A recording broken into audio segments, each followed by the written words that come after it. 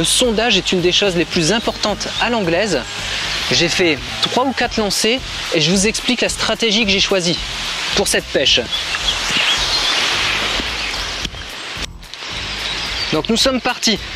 Je vous emmène ici. Vous voyez, nous sommes sur le poste 21. Poste 21 de l'étang des sources de la Chabanne. Et j'ai sondé ici.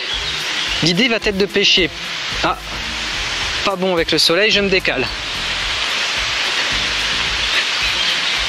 Voilà, c'est beaucoup mieux. Voilà, c'est beaucoup mieux. Donc j'ai sondé ici.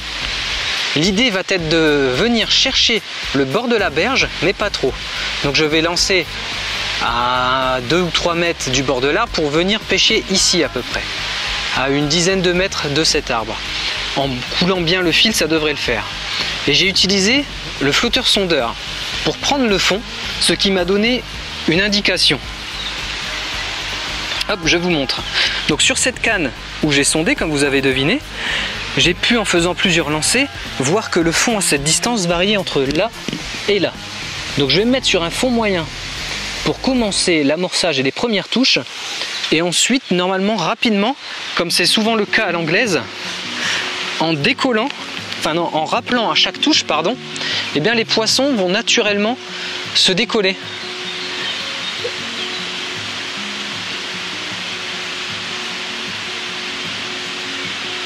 Les poissons vont naturellement venir chercher les appâts en surface de manière un peu instinctive et plus surtout en termes de concurrence alimentaire. C'est la force de la pêche à l'anglaise. On provoque énormément de touches, mais également l'inconvénient, il faut savoir rappeler régulièrement pour faire du poisson. Sinon, ils peuvent facilement partir. Surtout si vous n'employez pas de farine. Là, je vais faire un choix de cette pêche en bord de berge, parce que ça va être une pêche courte. Je pense que je vais pêcher une demi-heure, voire 3/4 d'heure, pas plus. Et je vais mettre des pelés et du maïs. On rappelle régulièrement à chaque touche. Donc je n'ai pas de farine. L'avantage d'une farine va être une multitude de microparticules qui va attirer plus facilement les blancs, puis les brèmes, les autres poissons et les carpes si vous les ciblez. Donc ici, comme je n'ai pas cette farine, je vais devoir rappeler régulièrement sur du pelé. Entre autres, il y a plein d'autres explications, mais c'est un bon résumé. Allez, on attaque la pêche. Maintenant que j'ai un repère de distance qui est déterminé pour le fond, je vais pouvoir faire une marque sur la canne. Je vous ferai d'autres vidéos vraiment spécifiques concernant et dédiées exclusivement à la prise de fond avec des multiples flotteurs sondeurs adaptés. C'est une des choses les plus importantes à l'anglaise, bien prendre son fond et également bien couler le fil. Quand vous prenez bien le fond, vous coulez très bien le fil, vous avez compris 80% de la pêche à l'anglaise, hein. Franchement, parce que ça permet de bien couler ce fil, d'avoir quasiment toutes les touches. Donc ça, c'est juste génial. Je fais mes repères sur la canne qui m'a servi de flotteur sondeur. Je mets en conséquence mes 2 lignes de pêche que j'ai choisies pour cette pêche. Donc 2 flotteurs, un léger et un en forme de poire quand même. Et on attaque la pêche. Allez, c'est parti!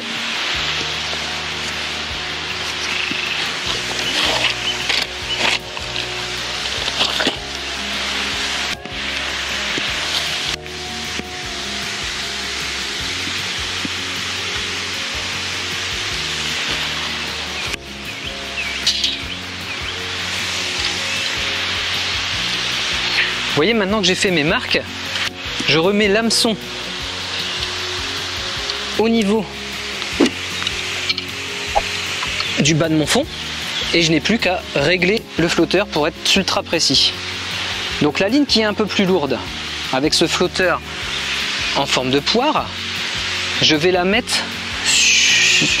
de sorte qu'elle traîne un petit peu sur le fond. Voilà. Hop, c'est fait. On traîne d'un demi-waggler à peu près. Donc ils font 20, celui-là doit faire 24-25. Je traîne de 10 à 12 cm. La première canne est réglée. J'aurai plus qu'à faire un repère de distance une fois que ma deuxième canne sera réglée.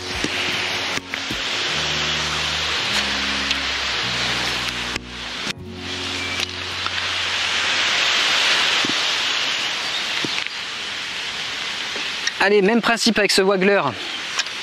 Par contre, il est beaucoup plus fin en termes de poids. Et donc là, plutôt que de traîner de 10 cm, je vais décoller de 10 à 15 cm. Ça me permettra de voir si les poissons commencent à se décoller légèrement du fond, dans l'objectif d'enchaîner les poissons sur chaque rappel à mi-hauteur.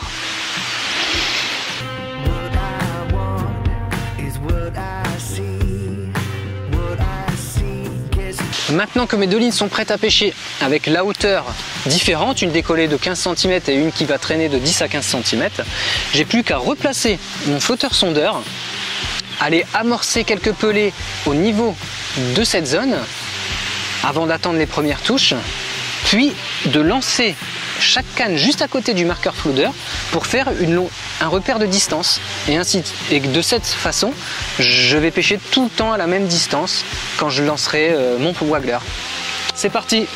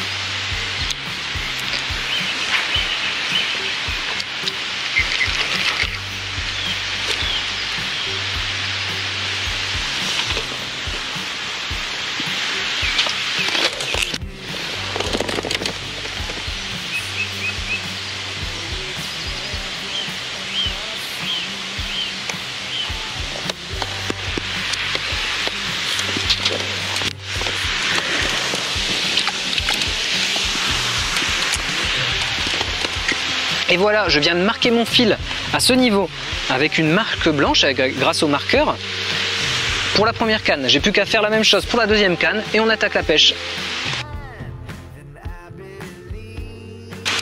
Les deux lignes sont prêtes à pêcher. Je vais amorcer quelques grains de pelés, du maïs, en attendant les premières touches. Donc pour cet amorçage, je choisis de mettre 4 à 5 poignées de pelés en diamètre 7 mm, qui correspond à peu près à 300-350 grammes. Ensuite, je vais mettre les pelés typiques pour la pêche, donc pour l'échage, je vais en mettre une trentaine comme ça.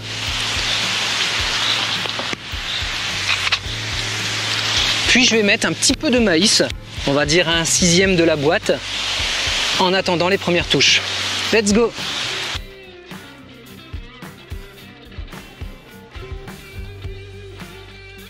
Pour aller mettre mon maïs, je vais profiter d'être dans l'angle d'un étang et je pêche légèrement décalé de biais pour aller chercher la berge de l'angle opposé qui se trouve sur ma gauche. Donc comme le maïs est un peu plus compliqué, je fais une pêche à peu près à 20-24 mètres. Comme le maïs est un peu plus compliqué à lancer à cette distance, je vais profiter d'être sur la berge, j'aurais plus qu'à le lancer à 8-10 mètres, comme je suis à peu près à 8-10 mètres de la berge, même moins, 6 à 7 mètres de cette berge. Je vais aller lancer mon maïs là-bas et on attaque la pêche.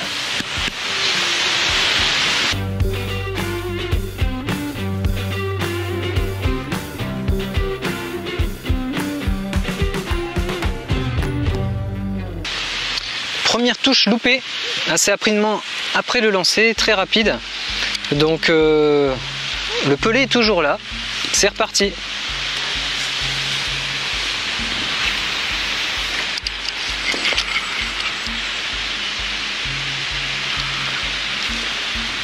Comme vous pouvez peut-être le constater, vent de face à l'anglaise, c'est pas forcément ce qui est le plus agréable à pêcher, mais on va faire avec, hein.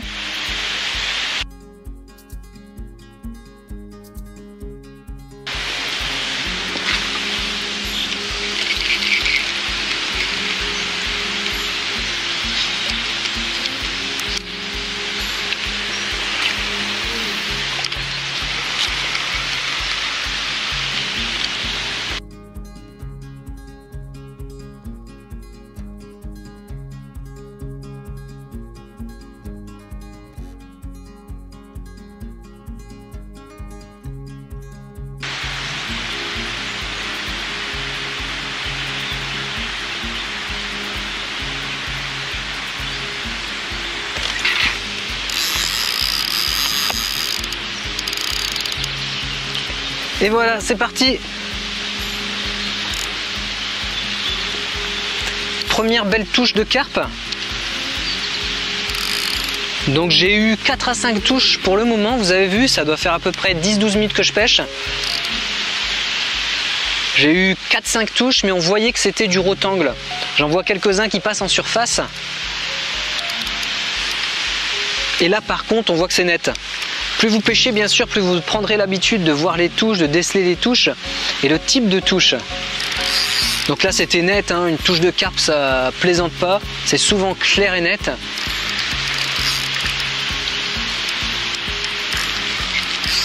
Donc voilà notre premier poisson qui est revenu plutôt vite au bord. Il a fait un beau rush de 15-20 mètres au départ.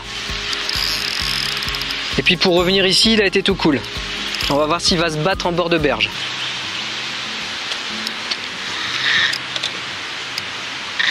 Hey, joli petit poisson, une commune.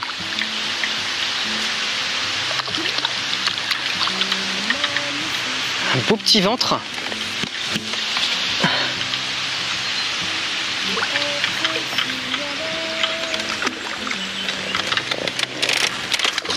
Ah super. On a notre premier poisson.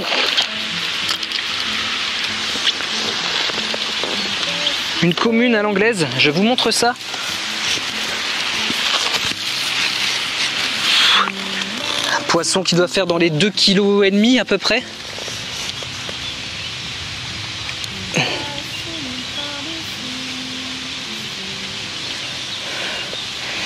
Un tout petit peu moins. Hop. Voilà, 2 kg, 2,5 kg. Jolie commune. On la remet à l'eau et c'est parti pour une autre touche.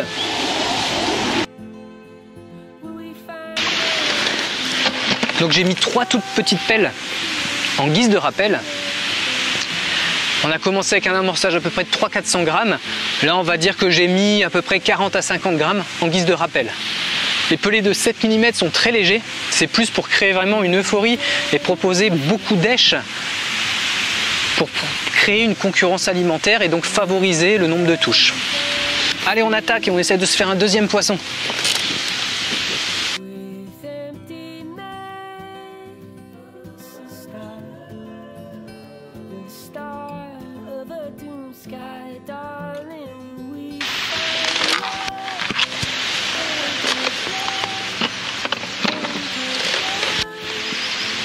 Donc les poissons commencent à arriver sérieusement sur le fond.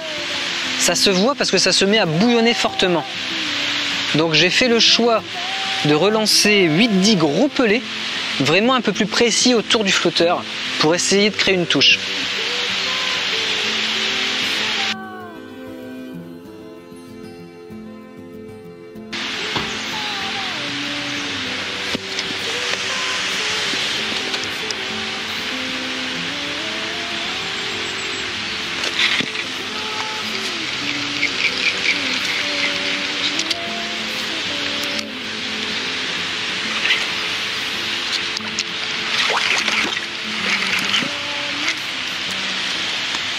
Donc je viens de louper une touche, très probablement une touche de carpe, parce que la touche était bien nette. Vous voyez, une nouvelle touche dans la foulée, et là j'ai décroché le poisson.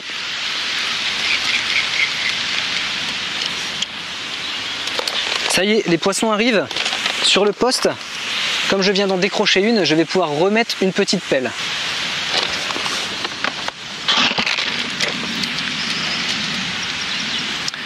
Donc je ne sais pas ce qui s'est passé, pourquoi j'ai décroché. Le poisson a fait un très gros rush tout de suite sur 10-12 mètres et ça a décroché. J'ai loupé une nouvelle touche et ça fait 2-3 touches loupées d'affilée. Donc je vais essayer de mettre la ligne plus légère en pêchant un tout petit peu décollé, comme je vous expliquais en début de vidéo.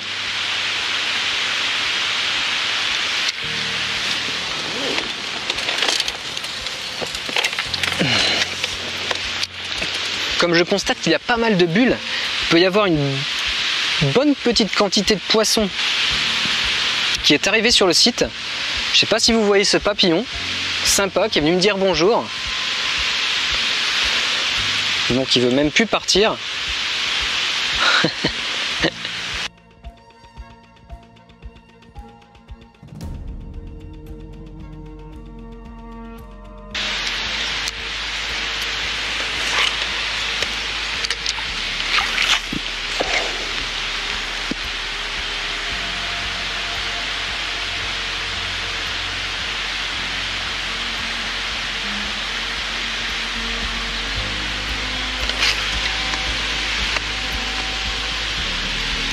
Ça y est, voilà une touche en surface à mi-haut.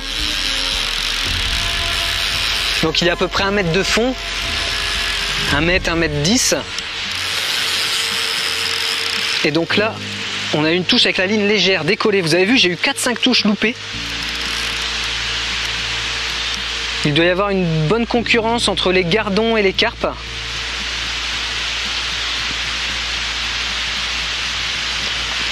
Les gardons viennent fouiller un petit peu. Il y a eu le jus de maïs aussi en début d'amorçage. Là, ça fait à peu près 25-30 minutes que ça a été amorcé.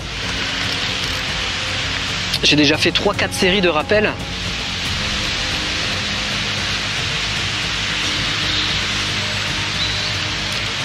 Et donc là, on a eu notre premier poisson à mi-eau. Un poisson qui tient bien le combat. Pour le moment, il ne se laisse pas remonter en surface.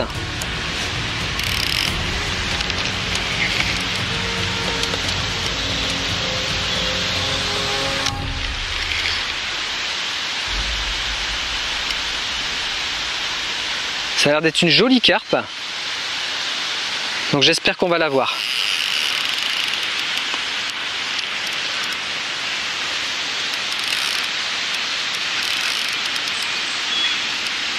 Ouais, joli poisson.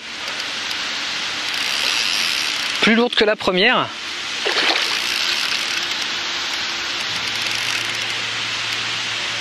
Ça, c'est des super poissons à pêcher. Parmi mes poissons préférés, les communes entre 2,5 kg et 4 kg, 4,5 kg, c'est juste des bombes. Ça joue sur le poids, en même temps la force, que souvent les miroirs vont avoir plus tendance à jouer sur leur poids. Donc là, je travaille quand même le poisson, parce que sur cette canne ultra légère, je suis en fil de 15 centièmes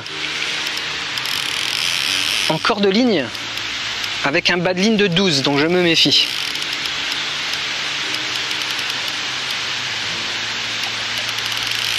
Si les beaux poissons se mettent à arriver, il va falloir sérieusement que je passe peut-être sur les bas de ligne en 15 également, ou 14 bien sûr.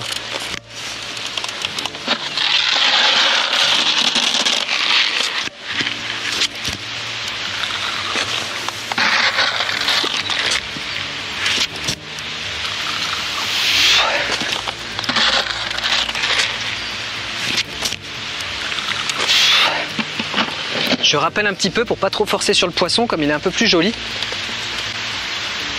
Je voudrais vraiment vous le montrer. Vous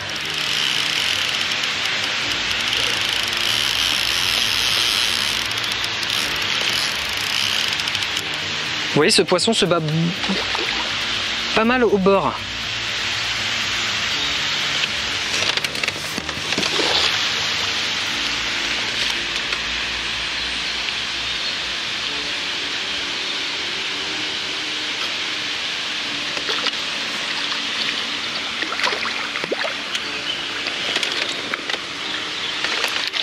Ah génial, c'est dans l'épuisette.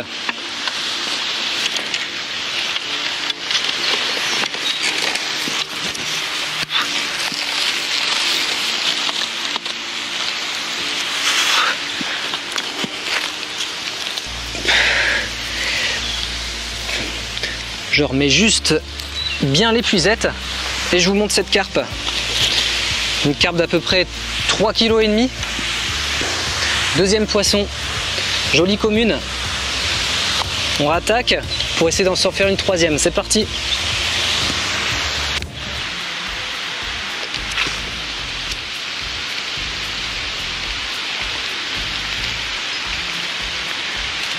Ah, touche tout de suite au maïs. Mais c'est juste un gardon. Hop. On réessaye quand même une deuxième fois.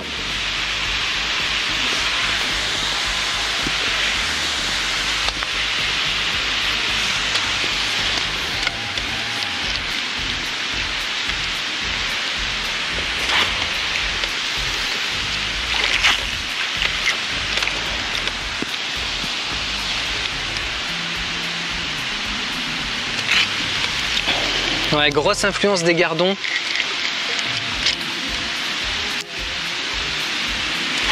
Sur les touches, C'est vraiment les gardons qui ont l'influence sur les touches au maïs. Donc on peut constater que ça peut être plus intéressant.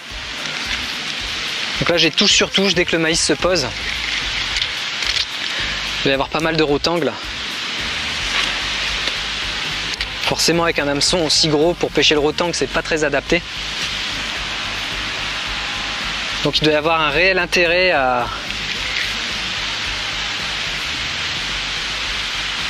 mettre un pelet, favoriser la descente du pelet pour se rapprocher du fond et sélectionner ainsi plus une carpe qu'un gardon. Vous voyez, deuxième rotangle en très peu de temps.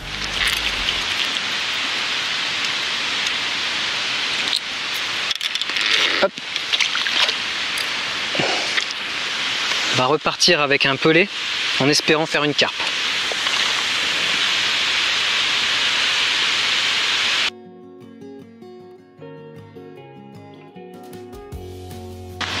Dans les futures vidéos, nous allons parler des vers de terre et de leur intérêt en pêche à l'anglaise.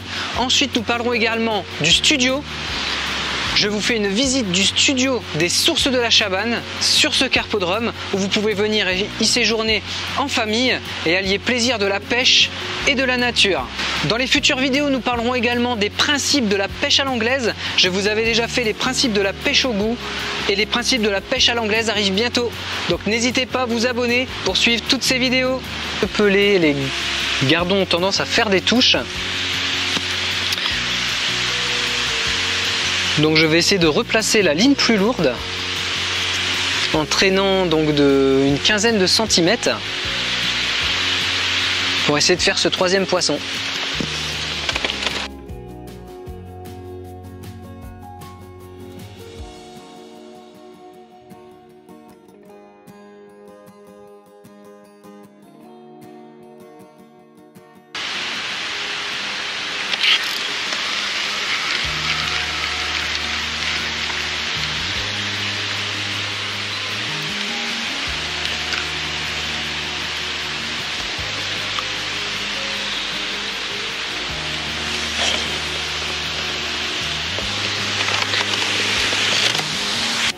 Bon, ça y est, ça fait 3 quarts d'heure de pêche, c'est ce que je m'étais dit pour cette vidéo.